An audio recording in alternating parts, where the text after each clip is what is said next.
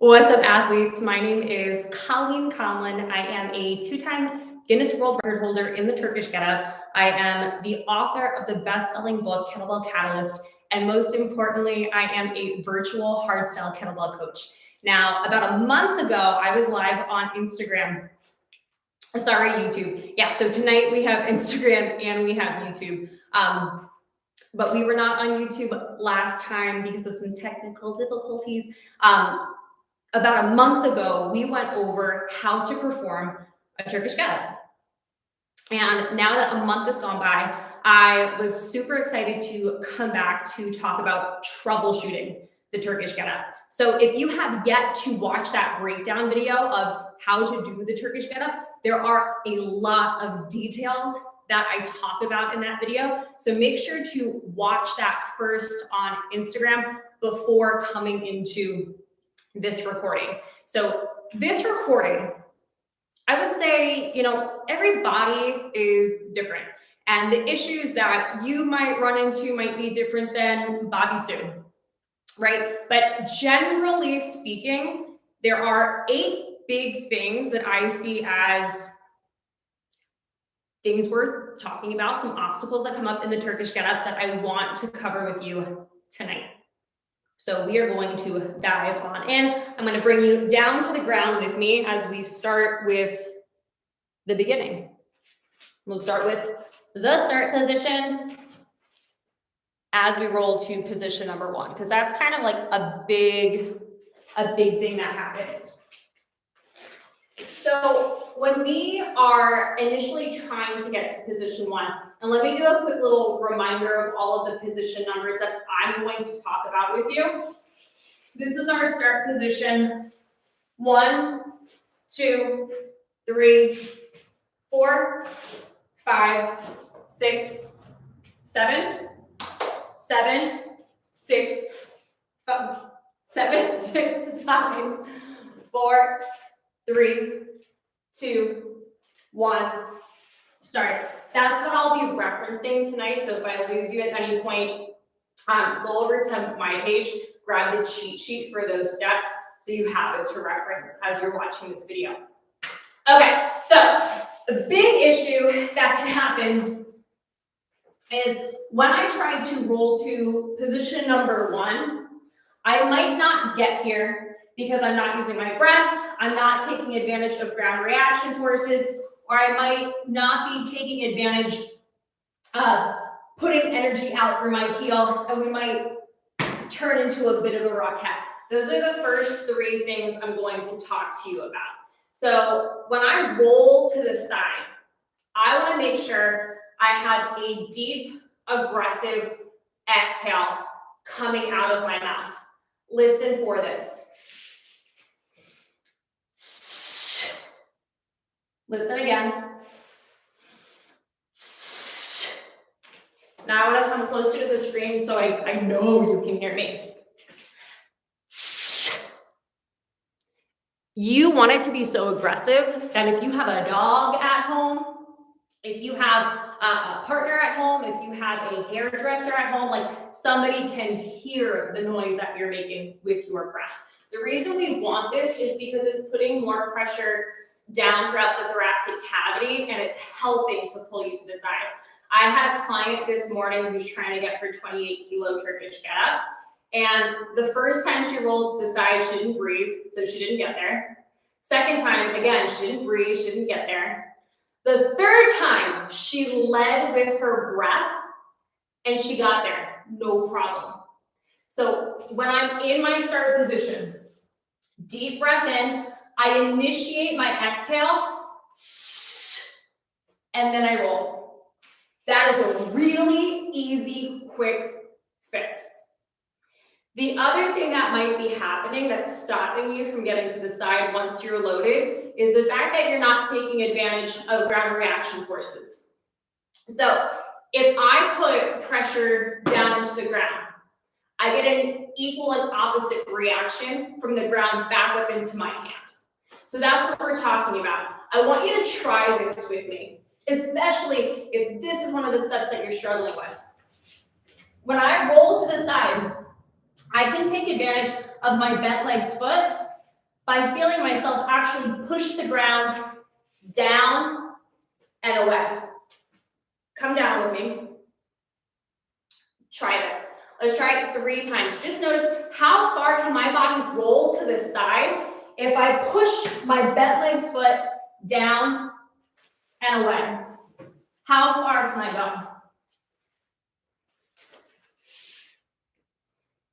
Okay. Now I can take advantage with my elbow or my hand instead. I think it's very much like a 50-50 split from what I've run into with clients. Some people have a better grasp on pulling with their fingers, and other people have a better grasp pulling with their elbow. So what I'm talking about is taking advantage of this arm to help pull me to the side. And you could keep your fingers on the ground, you could create a fist to help get you there, but the idea is that I'm using this arm to help bring me to the side. So try that a couple of times. Try it like 3 times. How far can I roll if I'm just relying on my arm? It's not going to be like a crazy amount of motion, but between the breath, the bent legs foot, and that arm pulling you to the side, that's giving you a lot more support than if you're not taking advantage of those things at all. Okay, so now let's try putting both of those pieces together, pushing our foot down and away and pulling with our arm to the side. Try that 3 times on both sides and just notice what it feels like. I'll give you a quick demonstration.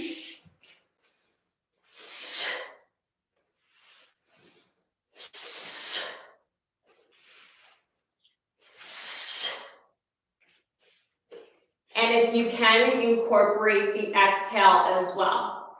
So I'm pushing the ground down and away with my bent legs foot. I'm pulling with my arm, and I'm exhaling before I initiate my body moving, rolling to the side. You with me so far? Okay.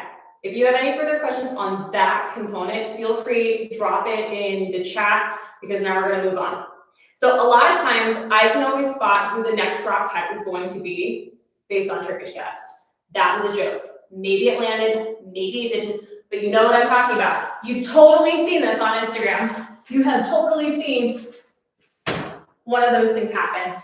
That shouldn't happen in your Get-Up. Your legs should be able to stay on the ground, or at least relatively low on the ground, especially as we're getting started and we're not going for anything with any crazy amount of load. So what can help are 2 things. Thing number 1 is I can think about creating energy out of my heel. I like to visualize a light coming out of my heel. And as I'm creating that light, it's helping to keep my leg down. Now, some people might be creating too much tension in that leg. So it's getting really stiff, and that could be the reason as to why it's kicking up, or it could be kind of limp like a noodle. And that could also be part of the reason as to why it's kicking up. So if this light visualization isn't quite doing it for you, you can take a kettlebell, or you could place yourself in front of a wall, but you want a sturdy object to be in front of your heel. And as you roll to the side, your goal is to push your heel into that object. If you can do that again and again and again, it's kind of like having a training wheel. You're getting this tactile feedback from the object to help your leg know, oh, I'm supposed to stay down, push through my heel so my leg doesn't kick up. So you can play with that. All right, so moving on. We know how to get to position 1. We've just done a little troubleshooting on that. Position 2, position 3, position 4. This is the next spot that I see a little cuckoo more times than not. So remember, when we're at position number 4, we want to make triangles. The entire time as we're performing the Turkish Get-Up, we're looking to make triangles because it's a very strong and solid shape. The Turkish Get-Up is all about stacking bones on top of bones. So as I'm here, my top fist, my hand, my foot, triangle, knee, foot, knee, triangle. There's triangles all around me. So sometimes what can happen is I don't quite hit this position. I don't hit my 90-degree angle with my legs on the ground. If you can't quite see it from this angle, look at it from here. Look at it from here.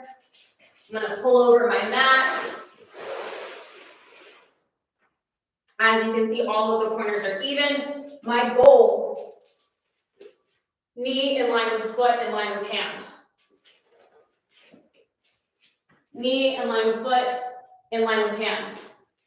If you're not able to hit that, and it's not because you have any mobility challenges, like you can move through your hips, you can move through your groin, you can move through your thoracic spine, you can do all that stuff, but you're just not quite hitting that position, there's a good chance it's because your setup is a little bit off, or you're moving your hand at position number 2 when it actually needs to stay on the ground. So let's go backwards.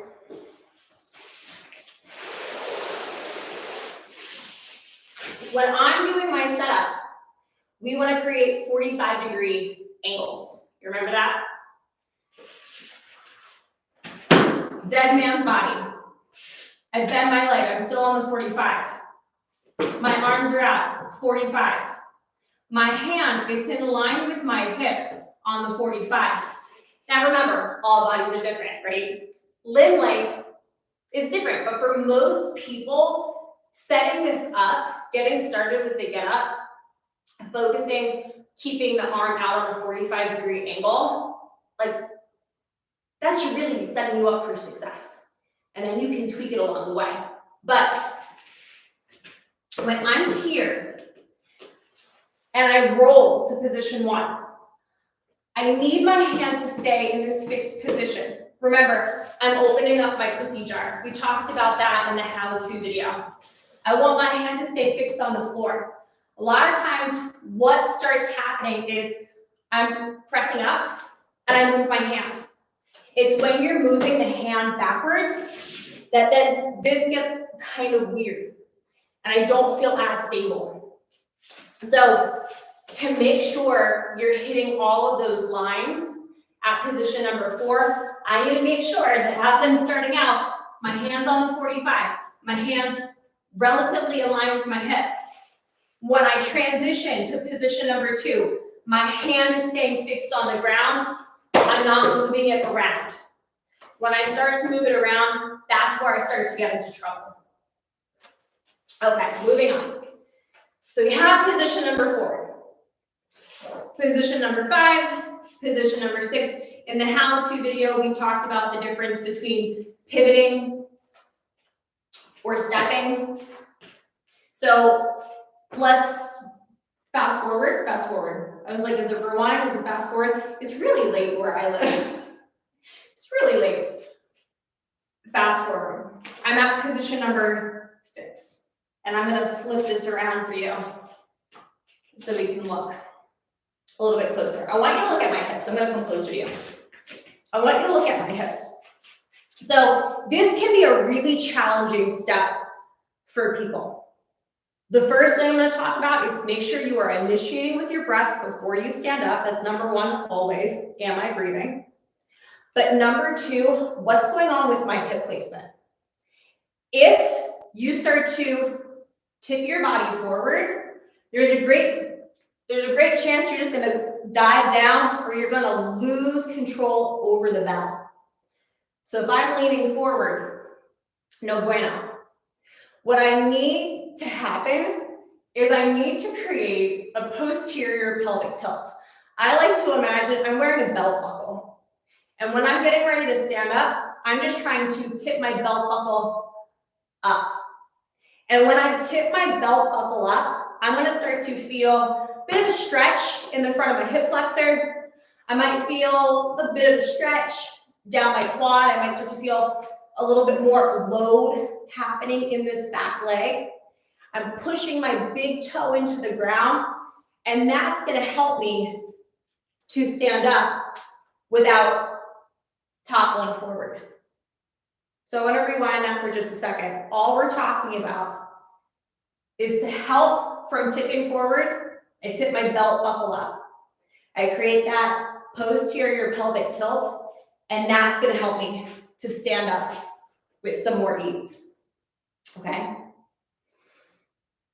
I have like a whole checklist for you guys tonight, making sure that I'm hitting it all. Okay, the other thing that can happen is not spending enough time doing this exercise, necessarily body weight, to know where do I feel stronger with my weight distribution as I stand up. This is something that might change for you throughout your journey with the Turkish Get-Up. I would say more times than none, when I am standing up, I am loading a lot into my back leg. I would say for me personally, it feels close to like a 75-25 split percentage-wise. So as I'm coming up, that's my difference. Not everybody is going to be that way. You might feel a little bit more comfortable if you have 50% of the load in the back leg, 50 in the front. If you can tip the belt buckle up, you might end up feeling stronger if you have more of the weight in that front leg than you do the back.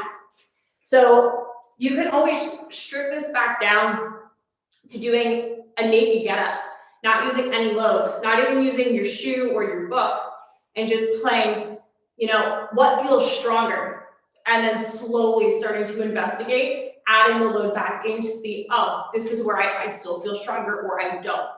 I wouldn't say there is a right and a wrong in terms of the weight distribution percentages. When you stand up, it's just a matter of what's going to work best for you. Okay, so now we got to the top.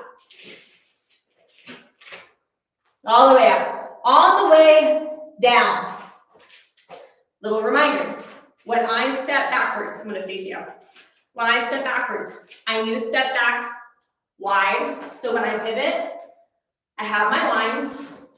If I'm not stepping back that way, I can step back narrow and then open up. If you're like, what is she talking about? Make sure you watch that how-to video.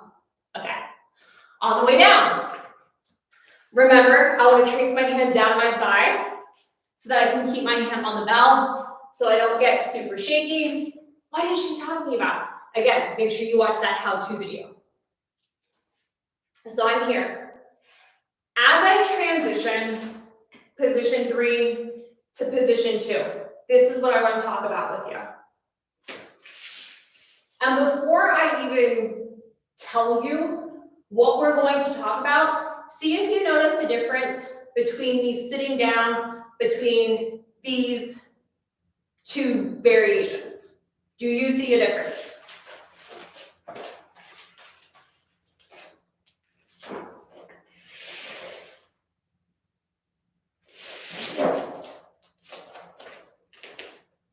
Do you see a difference? Okay, if you didn't, it's cool. I'm going to tell you.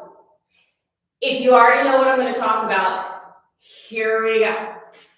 So when I sit down, I want to think about sitting straight down. What I don't want to happen is I don't want to scoot forward. Because what happens if I get used to scooting forward? There's a really great chance I'm going to lose it. Remember, the exercise is about stacking bones on top of bones. So as I sit down, I almost want to think about sitting backwards. That can help my body to just sit straight down. So I trace my hand down my thigh, I extend my back leg, I take my seat. Because remember, what's going to happen next? I'm going to shut the cookie jar. I'm going to lay down. And my hand should be back in line with my hip. When you do a Turkish get-up, where you start, ideally, that's exactly where you finish. It shouldn't matter if we're watching the exercise, forward or backwards. I'm not moving. My body is hitting the same positions, ideally. Okay, so I sit straight down. How do I sit straight down? I think about sitting backwards. Okay, so now I've shut the cookie jar. I'm at position 1. At this point in time, it's really easy to get sloppy. So a couple things that we can do to troubleshoot, make sure you still have plenty of control as you roll back down. 1, pressure on my exhale. Okay. The other thing to remember is that initial roll, it's a roll. I'm trying to hold my body in half. It's not a sit-up. A lot of times I see people, and I've done this as well, but what can happen is we're like, oh my gosh, I'm there, I'm almost done. I'm just gonna lie back down, and you lose it. I wanna make sure that I'm unfolding my body in half. And then I would say the last thing is just like staying focused, staying in the game. Like you are not done until you brought the kettlebell back down to your chest with 2 hands and you roll back to the fetal position. I think sometimes people get a little overexcited that, oh my gosh, I'm almost done. If you take your focus off of this exercise before it's actually done, that's when we start to run into, scary situations. So stay in the game until it's actually done. So those are all of the things that I wanted to cover with you tonight. If there's anything else more specific that's happening for you right now where it's like, man, oh man, something's just not right, please feel free to drop it in the chat. I'm going to check the chat on YouTube and on Instagram. We can talk about it potentially within this session, or you can reach out to me in the DMs. My handle is I am Colleen Conlon. All right, let's see what we got.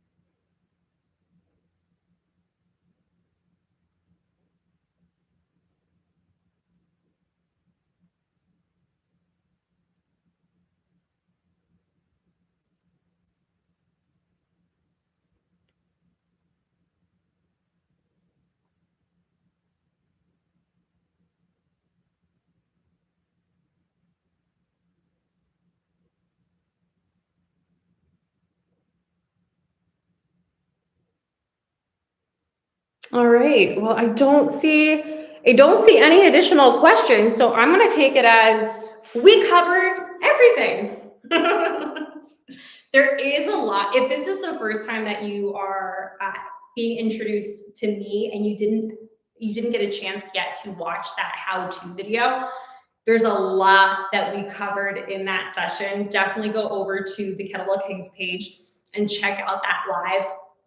Save this one, use this as a reference point.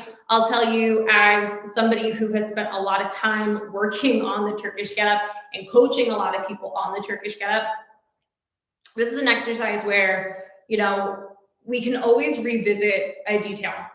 And certain things don't always get revealed until we increase a variable, like the load. And then it's like, okay, well, how am I going to finagle this? Like I have the strength, but something just feels off. There might be something that, is not popping up for you in the get up right now, but it might pop up with the next weight. And there could be a little tip, a little trick in this video that could really help you out. So make sure to save this and utilize it as you are continuing to go down your kettlebell. I really like alliteration. Colleen Conlon, Kettlebell Catalyst. As you go down your kettlebell crosswalk, I'll come up with something better, but we're gonna leave it there for tonight. If you need to reach out to me, again, my handle is I am Colleen Conlon. If you have any questions on the Turkish Get-Up, more than happy to answer them. Or if you have any questions on hardstyle kettlebell technique in general, more than happy to answer your questions. And okay, that's it. Have a great night.